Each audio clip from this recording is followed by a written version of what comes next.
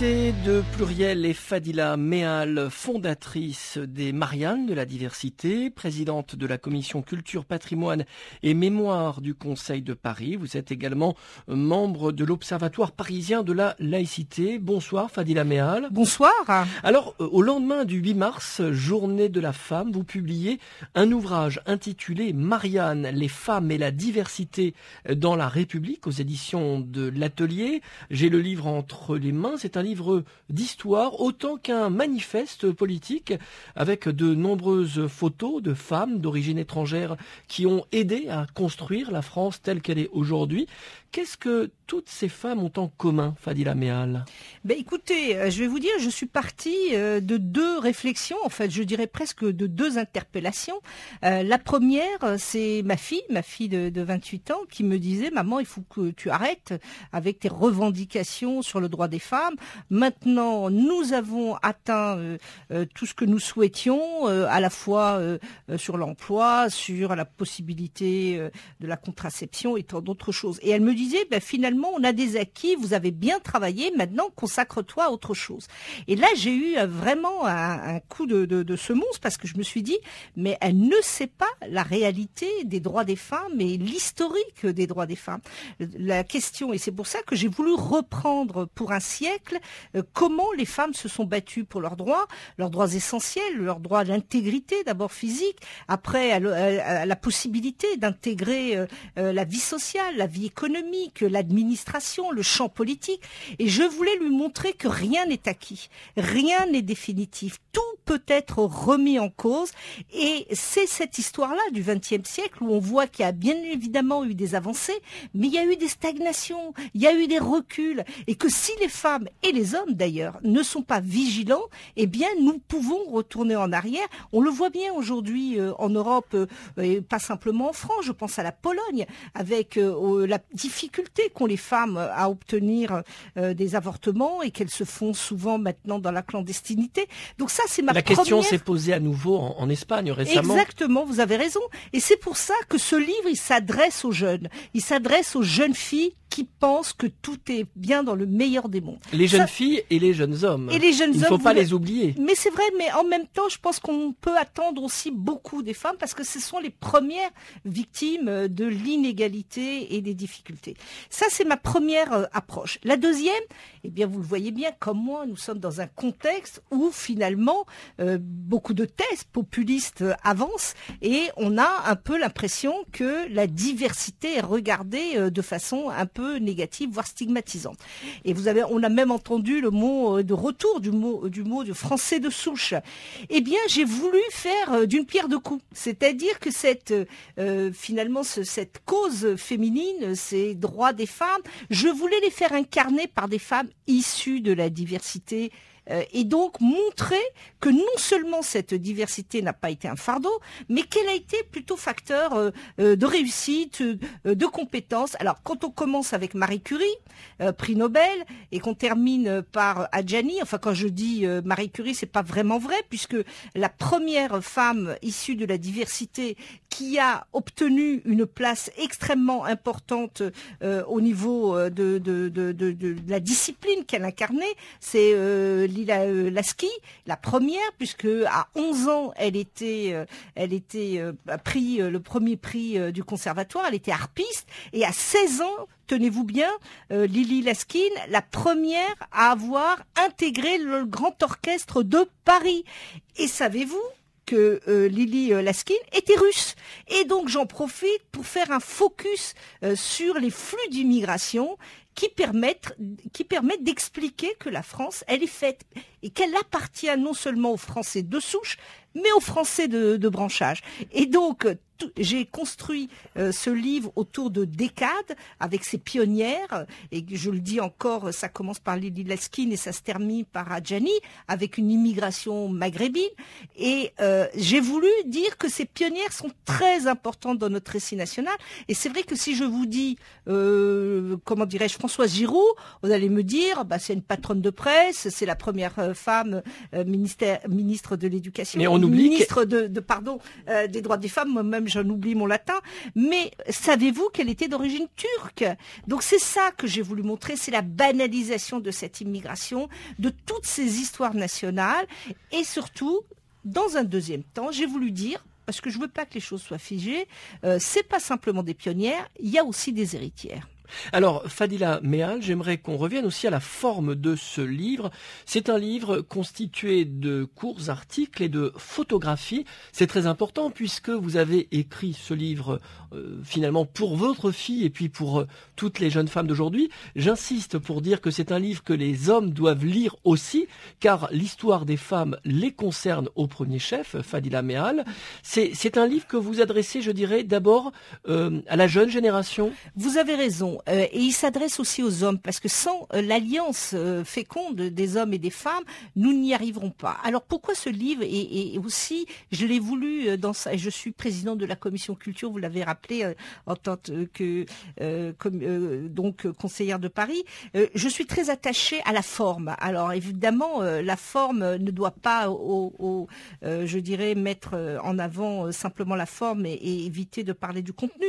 Mais je pense qu'il faut qu'il soit attrayant. Il faut qu'il soit pédagogique. Donc c'est pour ça que il y a à la fois un focus sur une femme emblématique de France, il y a le regard sur l'Europe et même au-delà, puisqu'on fait beaucoup référence aux anglo-saxons. Et puis j'ai voulu construire en bas du livre des dates spécifiques, des dates importantes pour la cause des femmes, et avoir peut-être autour de chaque décade un titre symbolique qui pourrait annoncer un peu la thématique de l'année. Je pense par exemple l'année 1900 avec le temps des pionnières, l'année 1950 avec le temps de l'engagement, la libération des corps bien évidemment avec 1920, et puis le temps de la reconnaissance à partir des années 90 et des années 2000. Et vous avez raison, il faut que ce livre il soit approprié. Je n'ai pas voulu faire un livre prêchi-prêcha avec énormément de données, j'ai voulu faire des textes très courts. C'est un livre notamment qu'on peut recommander aux enseignants, car ça peut être aussi un livre à lire en classe. Vous avez raison, et je pense que c'est tout le travail que va faire l'association Les Mariannes de la Diversité, qui est un peu le partenaire de cette édition. Et je crois que c'est très important en effet que moi je pense que les contenus ils doivent être accessibles. C'est-à-dire parce que, et puis après peut-être retenir une idée importante par chapitre, de façon à pouvoir cheminer dans le siècle et voir finalement que moi vous savez, je suis de ceux qui ont décidé d'être positifs. Donc, bien évidemment, on m'avancera toutes les difficultés liées aux immigrations, et on le voit bien avec le dernier rapport de l'Europe qui explique comment l'immigration, je dirais, illégale a complètement explosé. Mais je veux dire que notre modèle d'intégration est quand même une référence et que, de mon point de vue, il continuera à fonctionner pour peu que les valeurs et surtout que la promesse républicaine soit au rendez-vous. Et donc ce livre aussi parle d'inégalité, et je voulais dire aussi que pourquoi j'ai mêlé finalement ces deux dimensions, féminisme et diversité, parce que je pense que ce sont deux problématiques identiques. La façon dont on parle, et je pense aux années 1900, de la marge, parce que les femmes, même si elles étaient presque majoritaires, puisqu'elles sont en tout cas en parité, elles étaient considérées comme la marge. D'ailleurs, les expressions ouvrage de dames, voilà, montrent bien finalement cette distance par rapport à elles. Et les immigrés, c'est la même chose, c'est la marge. Et donc, moi, je pense aujourd'hui que dans notre République, c'est la marge qui tient la feuille. Et je le dis d'autant plus que c'est la façon dont on traite cette marge qui informe du niveau de civilisation d'une société. Et donc c'est très important d'avoir regardé de très près, et c'est pour ça que je pense que ces deux problématiques sont intimement liées et qu'elles sont articulées. Alors votre livre, Fadila Mehal, reprend aussi les grandes dates correspondant à des conquêtes pour les femmes en France et dans le monde, vous l'avez dit tout à l'heure. Il y a 70 ans, en 1945, les femmes obtenaient le droit de vote en France. On se dit que les femmes ont été finalement les grandes oubliées de la Révolution française, même si elles ont joué un rôle certain comme Olympe de Gouges ou Madame Roland. 70 ans seulement, devrait-on dire. Vous avez raison, 70 70 ans. Moi, et puis, je n'oublie pas que partout dans le monde, et à Radio Orient, vous en faites souvent le témoignage, des gens et des femmes et des hommes meurent aujourd'hui parce qu'ils veulent voter et qu'ils veulent exprimer leur point de vue, le pluralisme et la démocratie. Donc, c'est quand même un fait majeur aujourd'hui de pouvoir voter. Et rappelez-vous, c'est ce que vous soulignez, il y a simplement 70 ans que ce droit a été acquis. Et je crois que c'est Olympe de Gouges qui disait les femmes peuvent aller à l'échafaud, donc elles peuvent en effet aller à la tribune. Alors aujourd'hui, vous avez vu le nombre incalculable, il y en a eu deux, de lois pour la parité en politique. Et vous avez vu comme moi, quand vous regardez la télévision le mercredi après-midi, et vous voyez en effet que c'est des rangs... L'Assemblée nationale, les questions au gouvernement le mercredi après-midi. Vous avez raison de le rappeler, c'est des rangs monochromes et souvent masculines. Alors vous parliez d'invisibilité, je crois que c'est vraiment le terme qui convient, c'est l'invisibilité, parce que en effet la considération de leur apport n'était pas tout à fait reconnue. Aujourd'hui, malgré tous ces efforts, vous l'avez dit aussi à l'Assemblée nationale, c'est 80% qui sont encore des hommes, et des hommes d'une cinquantaine d'années et qui sont en effet très peu proches de la diversité. J'allais dire, heureusement qu'il y a des territoires d'outre-mer pour colorer un peu ces rangs-là. Alors, la loi Veil permettant l'avortement, c'est l'une des grandes avancées pour les femmes. Vous avez raison, on a fêté, c'est le 40e anniversaire de la loi. Vous avez vu comme moi les documents d'archives qui étaient pleins d'émotions de voir cette femme assiégée, comment par coup de boutoir, parfois des déclarations, je dirais intempestives et même un peu inélégantes. Cette femme, cette grande dame, avec bien sûr le soutien de son président, je veux quand même le signaler, qu'il y avait une volonté, Valéry Giscard d'Estaing, qui avait une vraie volonté d'aller jusqu'au bout. Mais cela n'allait pas de soi, et je peux vous assurer qu'aujourd'hui, en Europe, je pense notamment à la Pologne, où le poids du religieux est très fort, il y a des femmes qui ne peuvent pas accéder à l'intégrité de leur corps et au choix qui est fait pour une maternité voulue. Simone Veil a cessé toute vie publique en raison de la maladie. C'est une personnalité pour laquelle vous avez beaucoup d'admiration. C'est un modèle pour elle, pour vous ? Évidemment, je pense que c'est une femme qui conjugue à la fois l'intégrité politique, elle était centriste comme moi, vous. Et donc elle était capable de transcender les camps. La preuve, on l'a vu sur beaucoup de sujets, et c'est aussi une femme qui a donné de sa vie, qui a connu l'enfer de la déportation. Et donc qui, je pense, devant l'indicible, a été capable de construire et de donner aux autres. Et je pense que ça, c'est un engagement qu'on ne peut que saluer. Alors, on remonte le temps. J'ai parlé du droit de vote des femmes en 1945, la loi Veil en 1974. Plus récemment, l'année 1992, sous François Mitterrand, a permis deux avancées. La loi sanctionnant le harcèlement sexuel sur le lieu de travail et la loi sanctionnant les violences conjugales. Aujourd'hui, plus personne ne remet en question ces lois. Est-ce qu'à l'époque, ces textes allaient de soi ? Alors, je voulais quand même, avant, parce que je ne l'ai pas dit, et c'est regrettable, c'est que la première partie a été conçue avec tous les historiens de la CHAC, les bâtisseurs de mémoire, et notamment avec Pascal Blanchard. Et donc, c'est un travail vraiment d'historien. J'ai dirigé ce livre, donc je me suis appuyée sur beaucoup d'expertise, et on a repris ensemble, avec le choix des historiens, mais aussi ma validation, les grands moments. Vous avez raison de souligner que la loi sur le harcèlement a été un cap, puisque ce qui était considéré finalement comme, j'allais dire, des comportements de séduction est devenu maintenant un délit, et c'est une bonne chose, parce qu'on voit que quand on est dans une relation de subordination avec une autorité ou avec un employeur, c'est difficile parfois de se défendre. La loi sur la violence faite aux femmes, c'est une loi très importante, parce que quand on a fait les diagnostics, on s'est rendu compte que quand même une femme tous les 3 jours, meurt en France sous les coups de son conjoint. Et donc, je pense que c'est quelque chose qu'on ne pouvait pas laisser faire et continuer. Il y a eu cette grande cause nationale à laquelle moi j'ai participé en tant que présidente d'une association.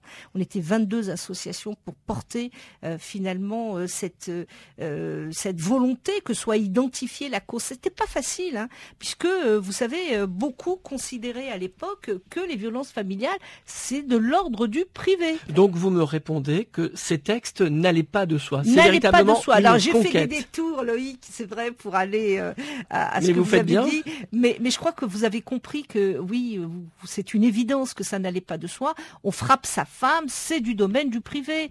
Voilà, les harcèlements dans l'entreprise, c'est du domaine du privé. Aujourd'hui, on essaye d'avoir un espace public qui soit alors encadré et surtout qui puisse permettre la dignité des femmes. L'invité de Pluriel est Fadila Méal, fondatrice des Mariannes de la diversité, présidente de la commission culture au Conseil de Paris, élue du 18e arrondissement et conseillère de Paris. Fadila Méal, je rappelle que vous publiez Marianne, les femmes et la diversité dans la République aux éditions de l'Atelier. Alors, je remonte encore le temps, on a parlé de la loi de 1992 sanctionnant les violences conjugales. En 2002, donc plus récemment, Ségolène Royal a créé le congé de paternité qui permet aux pères de prendre un temps de repos pour s'occuper de leur nouveau-né, comme les femmes finalement. Une mesure qu'Éric Zemmour a dénoncée en accusant les socialistes de vouloir transformer les pères en mères. C'est finalement un des exemples que vous citez depuis le début de cette émission, de mesures qui peuvent être remises en cause aujourd'hui. Vous avez raison. D'abord, je vais juste reprendre quand vous dites de permettre par le congé parental une année ou, enfin, selon la réglementation, de repos. Non, ce n'est pas du repos. C'est vraiment un investissement. On n'a pas conscience que quand les femmes choisissent de repos par rapport au travail, mais effectivement, quand on s'occupe d'un nouveau-né, il n'y a pas de repos. Très attentive. Non, mais vous avez raison de me reprendre. Vous avez raison. Parce qu'elle dit aussi des choses. Alors, vous avez raison. En effet, tout peut être remis en question. La preuve, le livre d'Éric Zemmour, dont je ne ferai pas la publicité, mais lui, il a une vraie dimension presque psychanalytique. Hein. Vis-à-vis des femmes, notamment, vis-à-vis des femmes, et des parce immigrés. qu'il a l'impression que les hommes ont perdu leur virilité au profit des femmes et que rétablir l'égalité, c'est rétablir l'égalité pour lui, une forme de violence par rapport au statut hérité des traditions de sans doute, et que ça c'est quand même, je pense que heureusement, j'allais dire, beaucoup de jeunes et beaucoup de personnes et beaucoup d'hommes ne sont pas dans cette démarche. Enfin, ils sont pas dans cette dérive. En effet, considérer que le fait de reprendre l'égalité pour les femmes est une source de privation de droits des hommes ou de leur atteinte à leur intégrité, c'est quelque chose de fou. C'est quelque chose vraiment qui relève de la psychanalyse. Zemmour, on va pas faire la publicité pour Zemmour, mais c'est vrai qu'il a peur des femmes et il a peur des immigrés. Et c'est en ça que je te dis, les choses sont liées. Les choses sont complètement liées. Et je pense que Ségolène Royal a raison d'insister sur ce fait-là et de tenir, en tout cas, on sera à ses côtés pour, en effet, faire en sorte que ce droit, en effet, pour d'éducation, soit partagé par les hommes et les femmes quand ils le veulent. Fadila Méal, comment vous avez vécu ce moment qu'on a appelé la polémique sur la théorie des genres, quand Najat Vallaud-Belkacem a voulu que dans l'école, on insiste un petit peu plus pour permettre aux petites filles de s'orienter vers des métiers qui ne soient pas forcément féminins, mais ça pouvait être aussi des métiers masculins. Ça a été récupéré, cette volonté, et on a parlé de la polémique sur la théorie des genres. Comment vous avez vécu cette période ? Oui, vous avez raison, c'était un moment un peu difficile parce que je l'ai vécu parfois comme une agression, comme toujours quand les choses sont caricaturées et que y a l'injonction au genre. Et c'est vrai que c'est une question de bon sens. Aujourd'hui, il faut rétablir l'égalité, il faut déconstruire les préjugés, il faut absolument, en effet, que les petites jeunes filles et les filles même en maternelle personnelles puissent comprendre que elles ont des itinéraires différents du fait de leur sexe et qu'elles doivent avoir, je dirais, un avenir plus ouvert si elles le souhaitent. Mais ça n'a pas été compris comme ça, notamment dans les quartiers populaires. Oui, mais il y a eu quand même des injonctions assez, je le dirais de façon très subtile, mais assez verticale dans un sens où tout passait par le genre. Et moi, je réfute complètement cette idéologie parce que je considère que dans une identité personnelle, nous sommes au-delà de tout ce qu'on peut dire, nous ne sommes pas que des femmes. Nous avons d'autres identités. Le fait d'être enseignante, le fait d'être d'origine étrangère, le fait d'être dans une zone urbaine ou rurale, le fait d'être... Et donc, trop focalisé que ça devenait presque une obsession. Et je crois que c'est ça qui a à un moment fragilisé cette conception, parce que du coup, tout était regardé à travers ce prisme, et donc avec parfois, comme d'ailleurs tous les convertis qui ont envie absolument que cette thèse, et je pense que ça a choqué, parce qu'il y avait des choses qui ne méritaient pas en effet d'être dénoncées ou d'être trop mis en avant. Et donc c'est ça. Dans les quartiers populaires, c'est vrai qu'il y a eu une prise en compte et même une caricature de ça. Moi, j'ai vu circuler quand je faisais ma campagne des livres où on disait Mustapha va devenir une femme, et on décrivait comment les hommes allaient se transformer en femmes, et non, alors que dans la réalité c'était pas ce qui était dit. Ce qui était dit, c'est que les femmes doivent pouvoir accéder et doivent dépasser les stéréotypes qui leur sont attachés. Je veux dire, par exemple, on a tendance à dire que les hommes, eh bien, ils sont plus directs, ils sont plus forts, ils sont plus comment dirais-je, tournées vers l'extérieur, que les femmes, c'est plutôt des aptitudes dont on dit qu'elles sont féminines, c'est-à-dire plus intériorisées, plus dans l'écoute. Eh bien, moi, je défends qu'une femme peut être forte, tournée vers l'extérieur, et qu'un homme peut être tout à fait sensible et avoir des capacités d'écoute. Donc c'est là-dessus, je pense qu'on peut tous être d'accord. Alors après, dire que je ne peux te voir qu'à travers finalement ce filtre du genre, moi je suis opposée, parce que je suis de ceux qui militent pour que des identités plurielles puissent permettre à chaque individu de s'épanouir. Fadila Meal, il n'y a que 2 femmes au Panthéon. Germaine Tillon et Geneviève Antonios de Gaulle feront bientôt leur entrée au Panthéon. Bientôt, comme vous le dites. 2 femmes honorées par la République. 2015. Donc il s'agira des 3e et 4e femmes à recevoir cet honneur. Ce sera un moment fort de l'année 2015. Ça sera un moment très très fort, notamment pour l'une Madame Antonios sur son travail qu'elle a mené avec l'atelier ATD Carmonde, et donc sur la question de l'exclusion. Moi, je crois que c'est très important. Alors, on me dira évidemment, c'est une femme qui se préoccupe des questions sociales, mais je crois que c'est très très important. Et puis Germaine Tillon, qui a un lien avec l'Algérie très fort. Qui a un lien très très fort avec l'Algérie, qui a été de ceux résistance et qui a été de ceux qui ont mis à mal la torture en Algérie, et qui ont fait alors c'est vrai que les guillotines n'ont pas disparu, mais je pense qu'elle a été un élément très fort et très structurant pour une remise en cause et pour finalement une interpellation à l'époque des intellectuels qui ont participé d'une certaine façon très active à la libération de l'Algérie. Donc ce sont des moments en effet symboliques très très forts et auxquels je participerai, en tout cas j'attacherai une très grande importance. Fadila Meal, vous avez choisi pour la couverture de votre livre une Marianne noire. Joséphine Baker, est-ce qu'elle aurait mérité d'entrer au Panthéon ? Ben, écoutez, alors là, c'est à apprécier si vous voulez. Moi, je pense que Joséphine Baker a fait des choses formidables sur la libération des corps.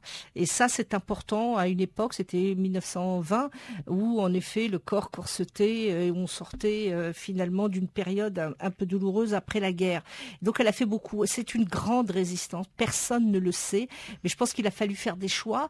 Et donc, le Panthéon, c'est quand même quelque chose qui tend vers l'universel. Je crois que, en tout cas, la lutte contre l'exclusion, c'est quelque chose qui parle à tout le monde. Et puis, les militants de l'anticolonialisme aussi, c'est quelque chose qui transcende. Donc, voilà, je ne ferai pas de comparaison, mais Joséphine Baker tient une place très importante. Alors, et vous en parlez bien sûr dans le livre. Voilà, j'en parle parce qu'on ne connaît que ce côté ludique et musical, mais je pense que nous avons essayé de prendre la femme vraiment dans sa globalité, dans ce qu'elle a pu apporter à la société. Alors, vous faites référence à la photo magnifique magnifique d'Alexis Peskin, qui est paru en 2003, de cette Marianne noire avec le bonnet phrygien qui est en couleur bleu, blanc, rouge. Et c'est très important, d'abord parce qu'elle s'appelle Mariam, et que Mariam, ça fait référence à Myriam, ça fait référence à Marie, et donc ça parle donc aussi le modèle, elle s'appelle Mariam. Mariam. Et je pense que c'est important. Alors c'est vrai qu'on aurait voulu que cette Marianne soit déclinée en allant du blanc jusqu'à la couleur noire, mais elle est tellement belle, elle est tellement, et vous avez vu qu'elle regarde vers l'avenir, cette Marianne. C'est important pour nous parce que je pense que l'avenir de la France, c'est cette France métissée, c'est cette France que nous aimons quand elle est ouverte, quand elle est généreuse et quand elle croit à ses valeurs. Fadila Mehal, votre livre est un livre, je dirais, aussi pédagogique. Est-ce que vous pouvez d'abord nous expliquer ce que représente Marianne pour vous, puisque vous avez fondé cette association Les Mariannes de la diversité? C'est véritablement un lien avec la Révolution française, avec la liberté, l'égalité? Vous avez raison, c'est la personnification, c'est l'emblème, c'est Marianne voilà, en train de défendre l'unité de la République. Moi je pense qu'il y a des choses communes, il y a comment dirais-je, un fond qui aujourd'hui fait que nous regardons dans la même direction. Je crois que c'est Renan qui disait la République, c'est un plébiscite permanent. Et donc ces valeurs d'unité, de cohérence, de concorde aussi, parce que Marianne, ce n'est pas la division. Et moi, je fais un clin d'œil à tous ceux qui aujourd'hui font la hiérarchie des civilisations et la lutte des civilisations. Ça, c'est la première chose, c'est Marianne. Mais elle est en couleur. Elle est en couleur comme nos rues, comme, j'allais dire, nos prisons, bien sûr, mais aussi nos écoles, nos universités. Et donc, elle est plurielle, elle est métissée, c'est Marianne, la République, et c'est la diversité, les républicains. Et je pense que les républicains ne peuvent que soutenir cette République, cette promesse républicaine, pour peu, et là, je suis assez solennelle, qu'elle applique ses valeurs. Qu'elle applique ces valeurs, notamment la valeur d'égalité et de fraternité. Alors j'aimerais qu'on revienne sur ce moment très fort qui a été le 11 janvier. Vous avez manifesté comme tout le monde. Je suis Charlie. Place de la République, après les attentats du 7, 8 et 9 janvier. La République, finalement, pour vous, qu'est-ce que c'est? Vous dites qu'elle doit promettre l'égalité. Vous avez le sentiment que les jeunes qui ne sont pas allés manifester, c'était une façon pour eux d'appeler à l'aide la République? Ceux qui ne sont pas allés manifester, je pense qu'il y a quand même une vraie interrogation aujourd'hui, parce qu'on a vu pas mal d'événements autour des moments de silence, de recueillement ou une remise en cause. Moi, je crois que, en effet, pour certains jeunes, aujourd'hui très fragilisés par la question sociale, vous savez que dans nos quartiers populaires, il y a parfois 40% de taux de chômage. Il y a un taux de réussite scolaire qui est extrêmement bas, donc je ne vais pas égrener toutes les statistiques, et qui peuvent aujourd'hui se réfugier vers des identités parfois mythifiées. Et ce que je mets moi en opposition, c'est les identités meurtrières qui vont jusqu'au bout de cet nihilisme d'une certaine façon, jusqu'à tuer, jusqu'à prôner la haine, et donc qui peuvent être enfermés parce qu'il y a aussi des prédicateurs, il y a aussi l'influence des réseaux sociaux et des sites que vous connaissez comme moi, et donc ils peuvent basculer. Le passage à l'acte, il peut basculer en disant je ne suis pas Charlie. Pour autant, je crois qu'il y a moyen aujourd'hui de travailler sur les causes finalement de cette... Mais il y a aussi tous ceux qui n'ont pas manifesté, qui n'ont pas voulu dire je ne suis pas Charlie, et qui ne sont pas des tueurs potentiels, qui sont des gens qui s'interrogent sur les caricatures, la liberté de la presse. Vous avez raison, ça c'est autre chose. Moi je vous parle de ceux qui visiblement avaient manifesté de façon assez forte leur opposition à Charlie, et étaient plutôt pour, je dirais, une relation quand même relativement compatissante vis-à-vis de ceux qui ont mené les attentats. Alors après, il y a toutes ces parties de la population nombreuse qui a considéré que le blasphème, en tout cas religieux, pour une religion qui est aussi relativement stigmatisée, il pour bien parler des actes anti-musulmans, eh bien, ce n'était pas le moment et ce n'était pas le ton. Alors, moi, je défends la liberté d'expression et comme je le dis souvent, la liberté d'expression, elle s'accompagne avec un devoir de responsabilité. Et donc, c'est quelque chose que j'adresse à tous les journalistes qui, à un moment donné, ont le devoir d'informer, mais en même temps, de faire en sorte que l'impact de leur information, elle passe bien. Quand je dis bien, c'est qu'elle soit bien appropriée pour qu'on puisse, en effet, chacun avancer. Et c'est vrai que certains ont considéré que le fait, dans cette nébuleuse, finalement, difficile à appréhender des anti-musulmans, ça a apporté encore une touche supplémentaire dans la stigmatisation et que le blasphème, de ce point de vue, pouvait être un facteur de déstabilisation. Moi, j'ai toujours soutenu que tous les journalistes pouvaient, et même d'ailleurs c'est essentiel pour notre démocratie, pouvoir exprimer leur humour, leur dérision, parfois même leur violence aussi pour certains par rapport à certains faits sociétaux. Donc moi, ça ne me gêne pas, ça ne me choque pas. Mais c'est vrai que des personnes qui sont focalisées, peut-être trop investies sur la question religieuse, au sens parfois même politique, ça a pu générer en effet des difficultés particulières.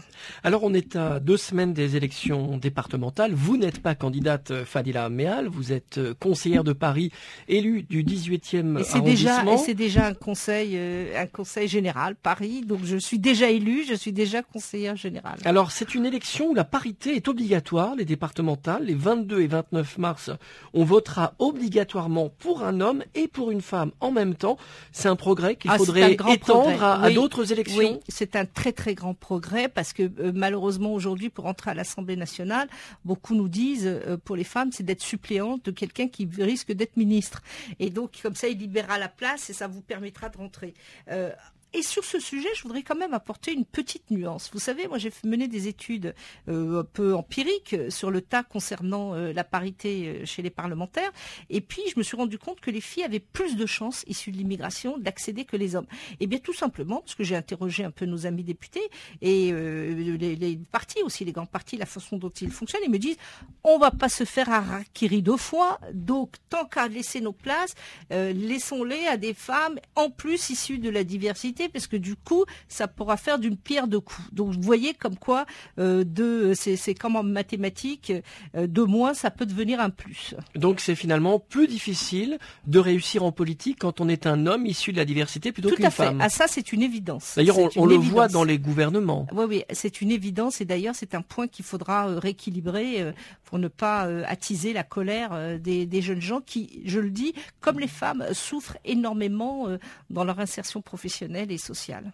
Alors, depuis l'élection de Nicolas Sarkozy, qui avait nommé des femmes emblématiques comme Ramayad et Rachida Dati, jusqu'à François Hollande qui a nommé Najat Vallaud-Belkacem au ministère de l'Éducation nationale, on n'imagine plus un gouvernement sans ministre issu de la diversité, représentant la diversité.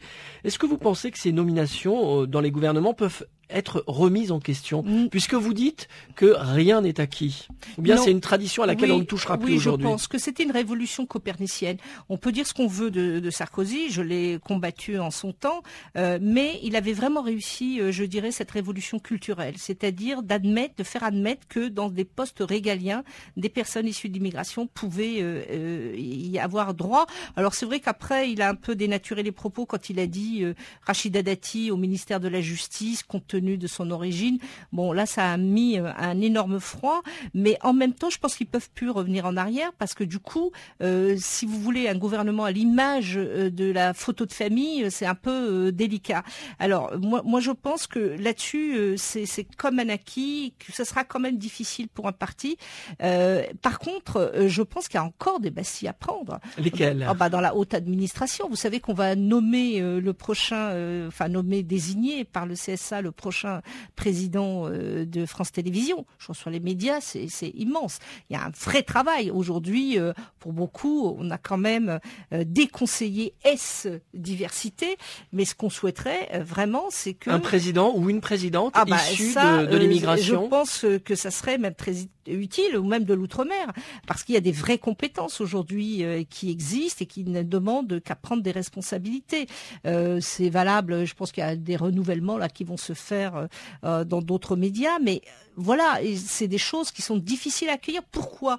Et je reprends la formule hier dans une autre radio de François Bayrou que j'ai accompagné, et qui disait finalement la gouvernance en France, c'est quand même la gouvernance entre soi, à la française. C'est-à-dire, il est de bon ton d'être sorti de l'ENA, d'avoir fait Sciences Po, si c'est possible des cabinets, et que ce sont les nouveaux gestionnaires. Alors si vous faites HEC, c'est encore mieux. Et c'est les nouveaux gestionnaires de tous les établissements publics et privés. Vous l'avez vu d'ailleurs avec Beaubourg, qui vient d'être, où le nouveau président vient d'être désigné. On a vu aussi la jeune garde qui accompagne le président Hollande à l'Élysée. Une seule femme et puis personne issue de l'immigration. Voilà. Donc entre soi, et vous verrez leur pédigré, ils sont tous sortis des grandes écoles. Donc tout ça m'attriste un peu parce que il me semble que la compétence, mais je la remets pas en cause, académique là, mais les gens de terrain, les gens qui ont vraiment regardé de près les choses, qui ont acquis un bagage, qui ont même parfois un certain âge, on a besoin de ça. Et aujourd'hui, ne pas être parrainé par les uns ou par les autres, ne pas avoir le réseau suffisant, ne pas avoir les diplômes qu'il faut, qui vous ouvrent des sésames, eh bien c'est une vraie difficulté. C'est pour ça que les élites aujourd'hui sont en train, ou du moins les citoyens sont en train de se désaffilier par rapport à nos dirigeants. Une partie de la droite réclame l'interdiction du voile à l'université. Votre ami socialiste Pascal Boitard, secrétaire d'État aux droits des femmes, ne réclame pas une loi d'interdiction, mais elle a déclaré que le voile n'avait pas sa place à l'université. Est-ce que ce débat doit avoir lieu ou bien vous pensez que c'est un débat malsain ? Alors Pascal, que j'aime beaucoup, franchement, là, elle aurait dû être un peu plus prudente dans son affirmation. Pourquoi ? D'abord, on est en période électorale. Moi, j'ai toujours vu, après 20 ans de monde politique, que c'est toujours dans ces périodes-là qu'on agite le chiffon rouge. Et le chiffon rouge, c'est pas compliqué, c'est toujours l'immigration, maintenant c'est l'islam. Donc, sur le calendrier, je me pose des questions. Si on veut vraiment apaiser les choses, je crois qu'il faut sortir de ces périodes-là parce que d'abord, ça instrumentalise et puis on n'est pas sûr de dire vraiment ce qu'on pense. On le dit pour pouvoir faire monter ou les uns ou les autres. Donc ça, c'est très regrettable. Après, sur le débat sur le voile, moi, chacun connaît mes convictions. J'ai voté, j'étais pas malheureusement pas encore parlementaire, sur sur la burqa et sur le voile dans les écoles. Donc on me connaît, on sait que je suis par nature opposée. Pourquoi par nature ? Et je dirais même un peu par expérience, puisque je suis native d'Algérie, j'ai connu la décennie noire dans ces périodes-là, et j'ai su très vite que le foulard était finalement le cheval de Troie pour avancer davantage, parce que c'est toujours un marqueur de l'emprise des femmes dans l'espace public. Donc là-dessus, je n'ai pas d'état d'âme, mais par contre, sur l'université, il faut d'abord entendre ce que disent les représentants des enseignants, des recteurs. Est-ce qu'il y a un vrai problème aujourd'hui qui fait que les choses se gèrent très mal dans l'université ? Ça mériterait une vraie réflexion, une vraie question avant d'avancer, de jeter en pâture ce débat. Et puis, moi, je voudrais dire aussi aux musulmans, parce qu'ils sont nombreux ici qui écoutent votre émission, il me semble que le prophète avait dit que le voile était là pour protéger les femmes. Et protéger à une époque où, en effet, on pouvait les confondre avec les esclaves ou susciter la concupiscence des hommes. Et aujourd'hui, j'ai envie de dire, c'est le vrai voile qui protège les femmes, c'est l'éducation. C'est l'éducation, c'est la formation. C'est ça qui leur permettra d'aller. Alors si elles doivent choisir entre le voile et de rester à la maison et d'être exclues de cette formidable opportunité qu'est l'école, moi je leur demande vraiment de réfléchir à cette question. Et la question, en tout cas, ne se pose pas pour l'instant pour à moi, l'université. elle est d'une certaine façon, elle n'est pas d'actualité, elle est décalée par rapport à la réalité. Aujourd'hui, qu'est-ce qui est le plus important quand on fait des élections départementales? C'est de parler du chômage. Je vous l'ai dit, 40% dans certains quartiers, c'est de parler de l'éducation. 300 000 personnes, enfants ou jeunes, sortent de l'appareil scolaire sans formation. Voilà des questions essentielles. Le gouvernement a décidé de lancer un dialogue avec des nouveaux visages de l'islam de France, avec une structure qui compléterait le CFCM. Comment vous regardez cette réforme en cours dans l'organisation du culte musulman en France? Écoutez, j'applaudis des deux mains. Moi, j'étais de ceux qui ont toujours appelé, milité pour qu'il y ait un islam de France laïque. C'est-à-dire qu'il y avait un pan entier de la population qui avait, les musulmans, je le rappelle, ont des pratiques très très différentes. Il y en a qui font 5 fois par jour leur prière, d'autres qui le font moins, mais ils sont croyants. Ils sont croyants, mais ils ont un rapport à la religion qui est différent. On peut même être de tradition, de culture arabo-islamique sans être pour autant exclu de la communauté en tant que telle. Donc honnêtement, je pense que c'est une très très bonne chose que cette majorité silencieuse, cette majorité, il faut le dire, elle puisse aussi être représentée, pas simplement sur les questions de théologie, mais sur les effets d'impact, sur les aspects culturels.